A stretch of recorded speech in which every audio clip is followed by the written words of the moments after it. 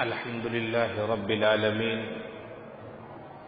والصلاة والسلام على رسوله الكريم محمد بن عبد الله الأمين خاتم الأنبياء والرسل وعلى آله وصحبه أجمعين. أما بعد،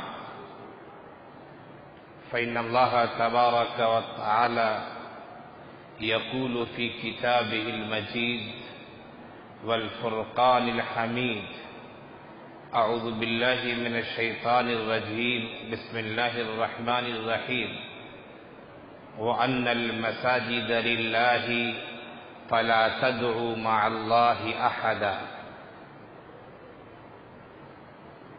میرے عزیز طلباء، نوجوان دوستوں اور ساتھیوں، میرے دینی بھائیوں، آج کی اس تقریر میں ہمیں آپ کے سامنے جو بات پیش کرنی ہے وہ ہندوستان کی تاریخ کا ایک اہم فیصلہ جو اس ہفتے میں پیش آیا اور ہم نے اور آپ نے اس فیصلے کو سنا. مقدمہ انتہائی قدیم تھا اور اس مقدمے میں اس وقت ایک خاص موڑ آ گیا جب 6 دسمبر 1992 عیسوی کے دن بابری مسجد کو شہید کیا گیا. 27 سال کی مدت ہو چکی ہے. اس کے بعد اس ہفتے میں سپریم کورٹ کی جانب سے فیصلہ صادر ہوا. وہ فیصلہ بھی عجیب و غریب ہے. اگر گفتگو بابری مسجد کی تاریخ پر کی جائے اور برادران وطن نے اس کے ساتھ جو ظلم و زیادتی کیا ہے اور اہل سیاست نے اس معاملے پر اپنی جو روٹیاں سیکی ہیں اور متعصبین نے اپنے تعصب کا جو اظہار کیا ہے اور مفاد پرستوں نے اپنے مفاد کے سلسلے میں اس قضیے سے اور اس مسئلے سے جو کام لیا ہے، اس داستان کو اگر بیان کیا جائے تو داستان بہت لمبی ہوگی. قضیہ آج کا نہیں ہے، وہ مسئلہ آج کا نہیں ہے. جب بابری مسجد کے اندر ایک بت رکھ دیا گیا، اسٹیچو رکھ دیا گیا، اس وقت سے اس مسئلے نے ایک الگ رخ اختیار کر لیا. بات اگر مسجد کی جائے تو مسجد کی تاریخ بھی انتہائی قدیم ہے.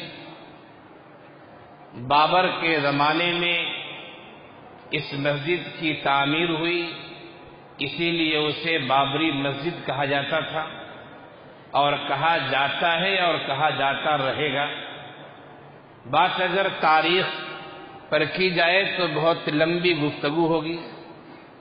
بات اہل سیاست کی سیاست پر کی جائے بات بہت دور تک پہنچ جائے گی.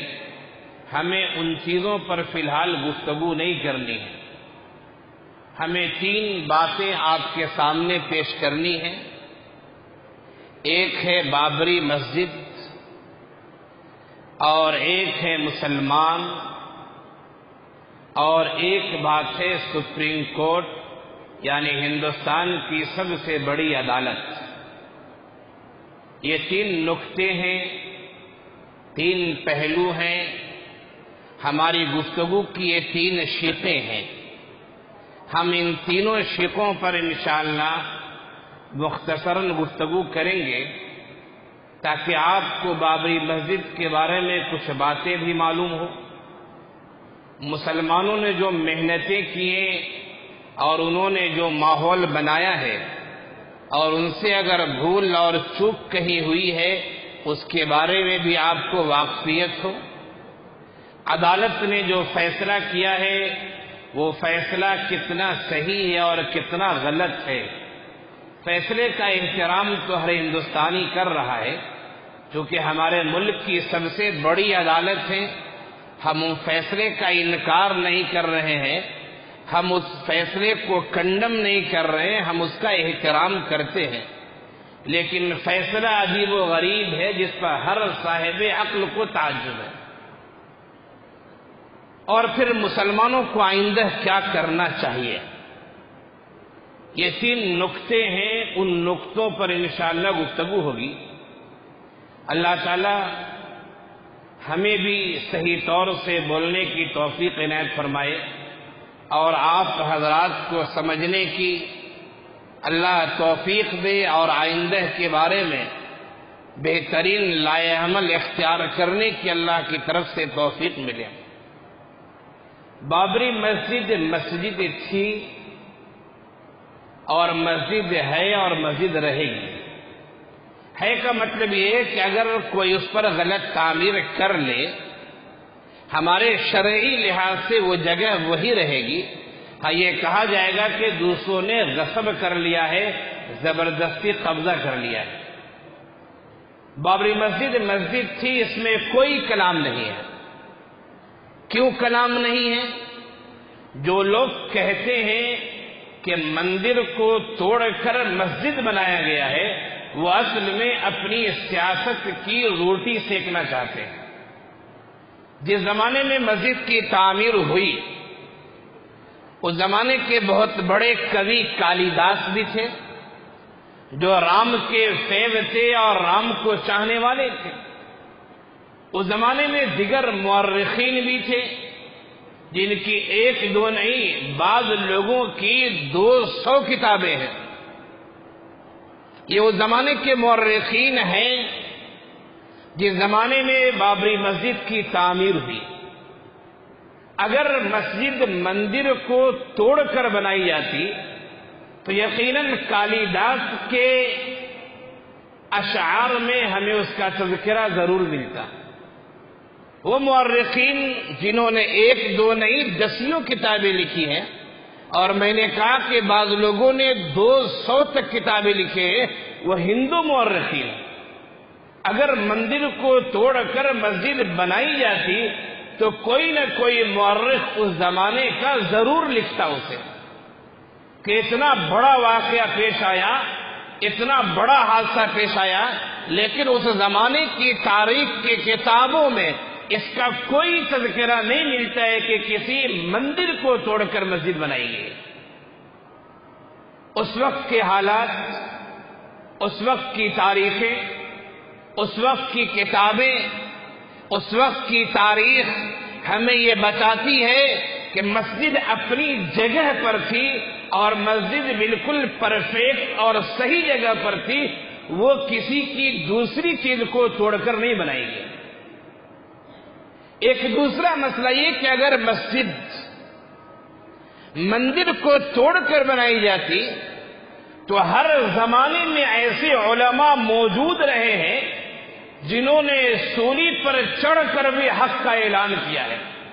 ہر زمانے میں ایسے اہل فکر و نظر موجود رہے ہیں جنہوں نے حکومت کی سزاؤں کی پرواہ نہیں کی، انہوں نے سچ کا اظہار کیا ہے، حکومتوں کے درباروں میں بھی اور عوام الناس کے مجمع میں بھی انہوں نے سچ کا اعلان کیا ہے۔ اگر واقعی میں مندر کو توڑ کر مسجد بنائی جاتی، شرعی نقطۂ نظر سے، فقہی نقطۂ نظر سے، اسلامی نقطۂ نظر سے اس مسجد میں نماز پڑھنا درست ہی نہیں ہے، اس لیے کہ مندر کسی اور کی ملکیت ہے، کسی اور کی عبادت کی جگہ ہے۔ آپ اسے توڑ دیں زبردستی اور اس عبادت کی جگہ آپ اپنے عبادت خانے کو تعمیر کر دیں، ایسا کرنا درست نہیں ہے۔ مجھے یاد آتا ہے وہ واقعہ، حضرت عمر بن خطاب رضی اللہ عنہ شام کے سفر پر ہیں، نماز کا وقت ہو جاتا ہے، اور پھر نماز کے وقت کو دیکھتے ہوئے وہ عیسائی جو ان کے ساتھ موجود تھے، حضرت عمر بن خطاب رضی اللہ عنہ معاہدے کے لیے تشریف لے گئے تھے۔ عیسائیوں نے کہا کہ اسی جگہ نماز پڑھ لیجئے. حضرت عمر بن خطاب نے کہا کہ نہیں، اس جگہ نہیں، بلکہ اس جگہ نماز پڑھوں گا جو جگہ خالی ہو، جہاں نہ کوئی چرچ ہو نہ کوئی عبادت گاہ ہو. آج میں نے اگر چرچ میں نماز پڑھ لیا، آپ کی عیسائیوں کے عبادت خانے میں نماز پڑھ لیا، ہو سکتا ہے کل کوئی دعوے دار کھڑا ہو جائے کہ امیر المؤمنین نے یہاں نماز پڑھی ہے، یہاں مسجد ہونی چاہیے. ایک دو نہیں، دسیوں ایسے واقعات ملتے ہیں. اگر واقعی میں مندر توڑا جاتا، اس زمانے کے مورخین اسے لکھتے. مندر توڑ کر مسجد بنائی جاتی، علماء، فقہاء، مفتیان کرام، اہل علم ضرور اس کا اظہار کرتے کہ تو نے جو کام کیا ہے وہ غلط کام کیا ہے. علماء حق کے بیان سے گھبراتے نہیں ہیں، وہ حق کا اظہار برملا کیا کرتے ہیں، انہیں کسی چیز کی پرواہ نہیں ہوا کرتی ہے. ہاں علماء بکاؤ بھی ہوتے ہیں، لیکن وہ کم تعداد ہوتی ہے اور صحیح فکر و نظر کی تعداد ہمیشہ زیادہ ہوا کرتی ہے. اور پھر عدالت نے بھی اسے بتایا. سپریم کورٹ کا جو فیصلہ آیا، عدالت نے خود یہ کہا، جب سوال یہ اٹھا کہ کیا مندر کو توڑ کر مسجد بنائی گئی، سپریم کورٹ نے کہا کہ نہیں، مندر کو توڑ کر مسجد نہیں بنائی گئی. پھر دوسرا سوال یہ ہوا کہ کیا مسجد کی جگہ پہلے سے کوئی عمارت تھی، سپریم کورٹ نے کہا نہیں، اس جگہ کوئی عمارت نہیں تھی. ہاں اتنا پتہ چلتا ہے کہ جب اس جگہ کی کھدائی کی گئی تو زمین کے نیچے کچھ آثار ملے، کچھ کھمبے ملے، کچھ پیلر ملے. یہ کھمبا اور پیلر ملنا اس بات کی ہرگز علامت نہیں ہو سکتی کہ وہاں کوئی مندر تھا. آج بھی کتنی جگہ ایسی ہے. ابھی گزشتہ سال کی بات ہے، ماہ رجب میں ایک پروگرام میں اڑیسہ کے شہر کٹک میں گیا ہوا تھا. ایک جلسہ تھا، 2 جگہ تقریریں ہماری ہوئی. ہمارے ایک دوست تھے، وہ ہمیں اپنی گاڑی سے لے گئے اور ایک جگہ انہوں نے دکھائی اور کہا کہ یہ جگہ ہم نے مدرسہ اور اسکول کے لیے خریدی ہے، یہاں مدرسہ اور اسکول بنانا چاہتے ہیں. پھر انہوں نے بتایا کہ جب اس جگہ کی کھدائی شروع ہوئی تو بڑے بڑے گنبد جس طرح ہوتے ہیں مسجدوں کے، بڑے بڑے مینار، بڑے بڑے پیلر زمین سے نکلے. اب نکلنا چاہتے گاؤں محلے کے بہت سارے لوگ آ گئے، ہندو بھی آئے، دوسرے لوگ بھی آئے. جو بڑے بزرگ تھے، بڑی عمر کے تھے، ان سے پوچھا گیا کیا آپ کی یادداشت میں یہاں کوئی چیز پہلے سے تھی؟ جو بڑی عمر کے لوگ تھے انہوں نے کہا کہ نہیں، ہماری یادداشت میں تو کوئی چیز یہاں نہیں تھی. اب کھنڈرات وہ نکلے، کیا اس کی وجہ سے کوئی آدمی یہ دعویٰ کر سکتا ہے کہ ہمارے بابا کا مزار یہاں تھا، ہمارے بابا کا مقبرہ یہاں تھا؟ یہ دعویٰ کرنا انتہائی غلط بات ہے. ہمارے گاؤں کی بات ہے، ایک آدمی اپنے کھیت کو جوت رہا تھا اور کھیت کے جوتنے کے دوران بڑی بڑی ہڈیاں نکلی کھیت سے. وہ ہڈیاں بچا رہی تھی، یہ ہڈیاں کسی انسان کی ہے.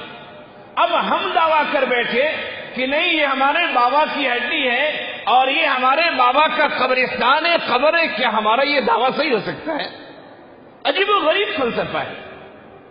ٹھیک ہے، وہاں پیلر نکلے، ستون نکلے، وہاں اینٹیں نکلی، لیکن وہ نکلنا اس بات کی ہرگز علامت نہیں ہے کہ وہاں کوئی مندر تھا، جب تک آپ یہ ثابت نہ کریں کہ مندر کو توڑ کر مسجد بنائے گا. آپ کہتے ہیں کہ مندر نہیں توڑا گیا، آپ کہتے ہیں مندر وہاں پر نہیں تھا، تو آثار قدیمہ کی تھوڑی چیز نکل آنے کی وجہ سے آپ فیصلہ ویسا نہیں سنا سکتے. تاریخ بتاتی ہے، کتابیں بتاتی ہیں، اہل علم و فن بتاتے ہیں، ہماری عدالتیں بتاتی ہیں کہ مسجد اپنی جگہ پر صحیح تھی، وہ کسی عمارت کو توڑ کر نہیں بنائی گئی. مسلمان بے قابل تعریف ہیں، اس لحاظ سے قابل تعریف ہیں کہ سپریم کورٹ نے جو فیصلہ سنایا وہ عقیدت اور آستھا کی بنیاد پر فیصلہ سنایا، ملکیت کے متعلق نہیں سنایا اس نے۔ مسلمان قابل تعریف ہیں کہ انہوں نے سپریم کورٹ کے فیصلے کا احترام کیا، انہیں حق ہے وہ دوبارہ پیٹیشن ڈال سکتے ہیں، دوبارہ درخواست سپریم کورٹ میں ڈال سکتے ہیں، اور ہماری قیادت، ہمارے اکابر علماء جو ہیں، خاص طور سے مسلم فیصلہ بورڈ اور جمعیت علماء اور دیگر اکابر جو ہیں وہ اس پر غور کر رہے ہیں کہ کیا کیا جانا چاہیے، وہ غور کر رہے ہیں۔ تو قابل تعریف ہے مسلمان کہ فیصلہ ہمارے خلاف آیا، حالانکہ چیز ہماری تھی۔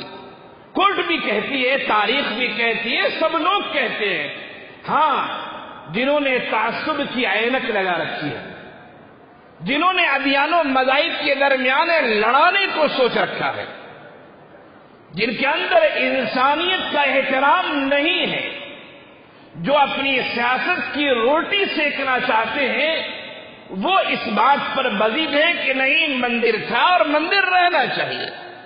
لیکن یہ ایک تاریخی غلطی ہے اور انتہائی غلط بات ہے۔ قابل مبارکباد ہے ہندوستان کے پورے مسلمان کہ ہم نے صبر کا مظاہرہ کیا، ہم نے اللہ پر بھروسہ کیا، جہاں تک ہو سکتا تھا ہم نے کوشش کی، اور یہ شہر حیدرآباد کوشش کرنے میں پیش ہے، اس لحاظ سے کہ انہوں نے جو مال و دولت کی جو فراوانی پیش کیے، 1 کروڑ سے زیادہ روپے شہر حیدرآباد سے بابری مسجد کیس کے سلسلے میں لڑنے کے لیے پیش کیا گیا ہے، 1 کروڑ سے زیادہ۔ قابل مبارکباد ہے یہ شہر، قابل مبارکباد ہے وہ لوگ جنہوں نے معاونت کی اور تعاون کیا ہے۔ مسلمانوں نے صبر کا مظاہرہ کیا، اپنے اکابر علماء کی بات مانی، ان کی درخواست کو سنا، یہ انتہائی قابل تعریف پہلو ہے، ورنہ اگر مسلمان بھی اپنے آپ کو طیش میں لے آتے تو یقیناً نقصان ہمارا ہوتا، لیکن کہیں فائدہ بھی ہو سکتا تھا، اور تاریخ لکھنے والے اسے مختلف انداز سے لکھتے۔ لیکن قابل تعریف ہے مسلمان، جتنی مبارکبادی انہیں دی جائے وہ کم ہے کہ انہوں نے اپنے بڑے علماء کی بات مانی اور اس کا خیال کیا۔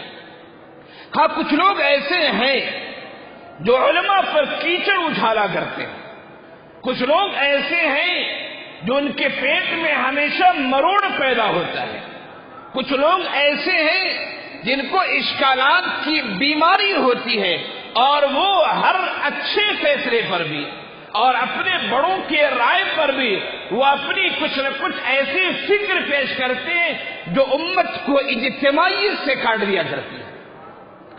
امت قابل مبارکباد ہے، لیکن ایک بات میں کہنا چاہوں گا، اگرچہ وہ تلخ بات ہے لیکن حقیقت ہے۔ مولانا ابوالکلام آزاد علیہ الرحمہ نے ایک بات لکھی اور کہا کہ 2 چیزیں کبھی ختم نہیں ہو سکتی ہیں، ایک یہ کہ ہمارے برادران وطن جو ہندو ہیں ان کی عصبیت، تنگ نظری اور تعصب پن ان کا ختم نہیں ہو سکتا ہے۔ ہمارے برادران وطن خاص طور سے جو ہندو ہیں ان کی تنگ نظری اور ان کا تعصب کبھی ختم نہیں ہو سکتا ہے۔ اور دوسری بات یہ کہی مولانا ابوالکلام آزاد علیہ الرحمہ نے کہ مسلمان کلی طور سے اپنے قائدین پر اعتماد اور بھروسہ نہیں کریں، اور یہ حقیقت ہے، لوگ کر رہے ہیں بھروسہ، لیکن بہت سارے ایسے لوگ ہیں جو بھروسہ نہیں کر رہے ہیں۔ اگر میں یہ کہوں کہ بابری مسجد کا جو یہ سانحہ پیش آیا 6 دسمبر 1992 عیسوی میں، یقیناً جو ہوتا ہے اللہ کی طرف سے ہوتا ہے، لیکن ہم مسلمانوں سے بھی تھوڑی چوک ہوئی ہے، اور وہ چونکہ ہے کہ 1990 عیسوی کی بات ہے. بابری مسجد کا مسئلہ انتہائی سلگتا ہوا مسئلہ تھا.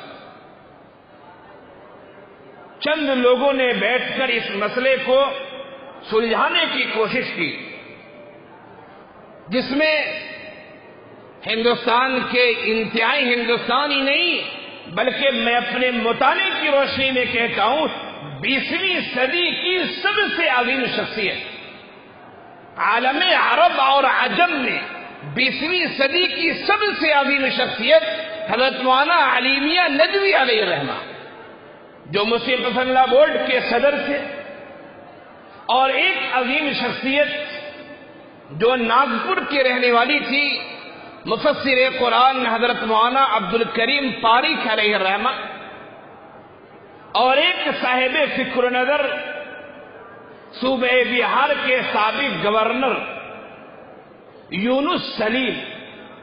یہ 3 افراد بیٹھے جو مسلمانوں کی طرف سے تھے، اور ایک انتہائی سیاسی اثر رسوخ رکھنے والے چندر شیکھر، اور ہندوؤں کی جانب سے کانچی پورم کے ایک بہت بڑے پنڈت. ان لوگوں کے درمیان ایک مشورہ ہوا، یہ 1990 کی بات ہے، کہ بابری مسجد کا مسئلہ سلگتا مسئلہ ہے، اس مسئلے کو بیٹھ کر حل کر لیا جائے. بات بالکل طے ہو چکی تھی، اور وی پی سنگھ نے آرڈیننس جاری کر دیا تھا. کیا آپ لوگ بیٹھے؟ ماحول بنا لیا گیا تھا. ہندوؤں کے جو شنکر آچاریہ اس زمانے کے تھے، خاص ان کو جمع کیا گیا تھا، اور بات یہ طے پائی تھی. وزیر اعظم صاحب نے آرڈیننس بھی جاری کر دیا تھا، بعد میں وہ آرڈیننس واپس لے لیا گیا. بات یہ طے پائی کہ مسجد جہاں پر ہے وہاں پر مسجد رہے گی. مسجد کا جو احاطہ ہے وہ تقریباً 3 ایکڑ کے آس پاس ہے.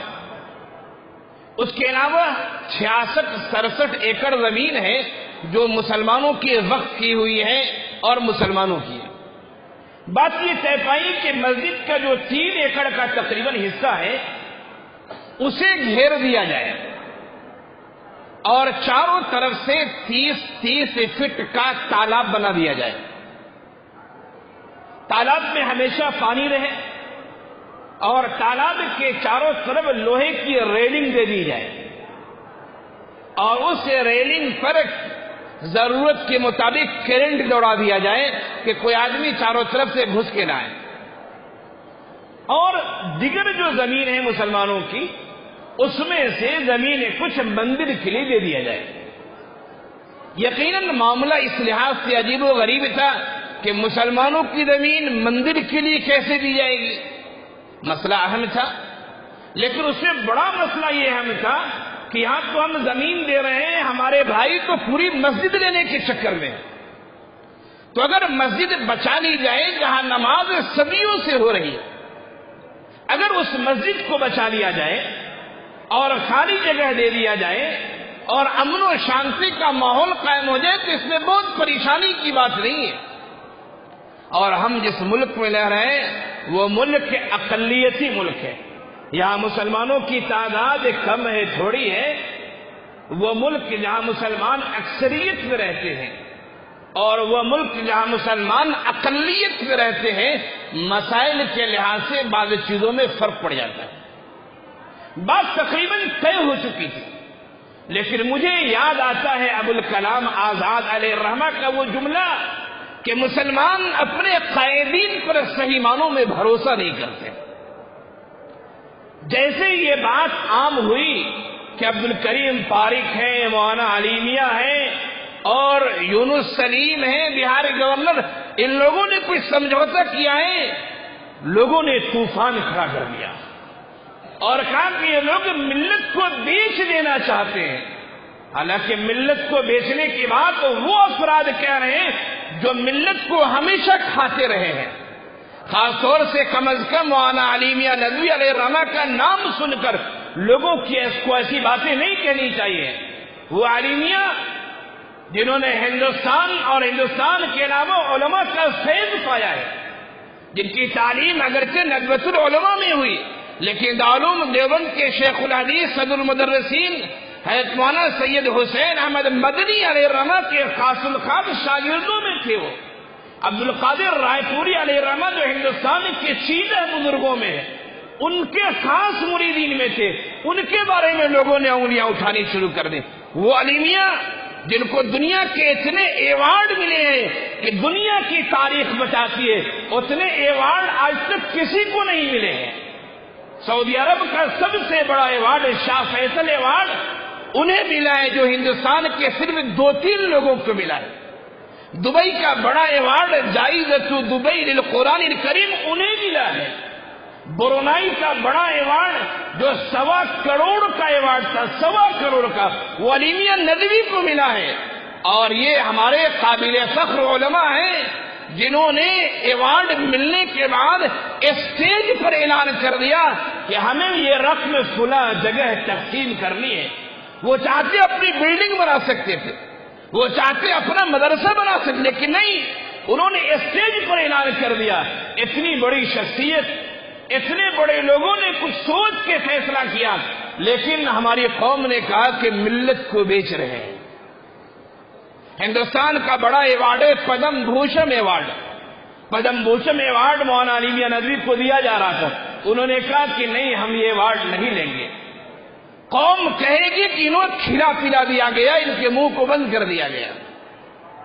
تو اگر اس فارمولے کو مان لیا جاتا اور ہماری امت، ہمارے مسلمان بھائی اس فارمولے پر عمل کرتے تو شاید آج جو فیصلہ دیکھنے کو ملا ہے یہ فیصلہ دیکھنے کو نہ ملتا.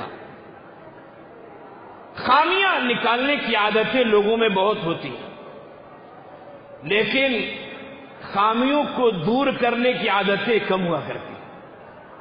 ایک آرٹسٹ کے بارے میں آتا ہے، اس آرٹسٹ نے ایک تصویر بنائی اور تصویر ایسی جگہ پہ رکھا جو چورستہ تھا، اور اس نے یہ لکھا اس تصویر میں عیوب کیا ہے بیان کیجیے. چند گھنٹوں کے اندر پورا پوسٹر بھر گیا، یہ عیب، یہ عیب، یہ عیب. کل ہو کر اسی آرٹسٹ نے ایک تصویر لگائی اور کہا کہ اس تصویر میں کچھ خامیاں ہیں، آپ ان خامیوں کو دور کر دیجئے. پورا دن گزر گیا، کسی نے کچھ نہیں لکھا، اس لیے کہ خامیوں کو دور کرنے کی بات تھی. خامیوں کو دور کرنا مشکل ہوتا ہے اور خامیاں نکالنا آسان ہوا کرتا ہے. ہمارے مسلمان قابل مبارکباد ہیں کہ انہوں نے بابری مسجد کے اہم مسئلے میں امن و سکون کا ماحول بنائے رکھا اور پورے ملک کو ایک پیغام دیا کہ ہم اپنا بہت کچھ کھو کر بھی صبر کر سکتے ہیں. اور ایک وہ بات تھی جو ابوالکلام آزاد صاحب کی میں نے دہرائی. افسوس ہمیں عدالت پر ہے. عدالت کہہ رہی ہے مندر نہیں توڑا گیا ہے، عدالت کہہ رہی ہے کہ مسجد اس جگہ پر ہے،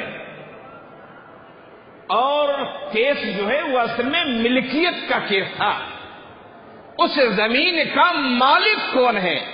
بار بار کیس میں یہ بات آئی کہ فیصلہ آستھا کی بنیاد پر نہیں ہونا چاہیے، فیصلہ عقیدت کی بنیاد پہ نہیں ہونا چاہیے، فیصلہ اعتقاد کی بنیاد پہ نہیں ہونا چاہیے. بار بار یہ بات آ رہی تھی، پھر بھی ہماری سپریم کورٹ نے فیصلہ عقیدت کی بنیاد پر کر دیا کہ ہندوؤں کو وہاں کا آستھا ہے، عقیدت ہے، اعتقاد ہے. اگر ہمارے برادران وطن کا اعتقاد ہے تو ہمارا بھی تو اعتقاد ہے کہ وہ مسجد ہے، اور یہ تاریخی حقیقت ہے، ہماری ملکیت ہے. آپ ہمارے بھائی کے بارے میں فیصلہ دے سکتے اور ہمارے حق میں فیصلہ نہیں دے رہے.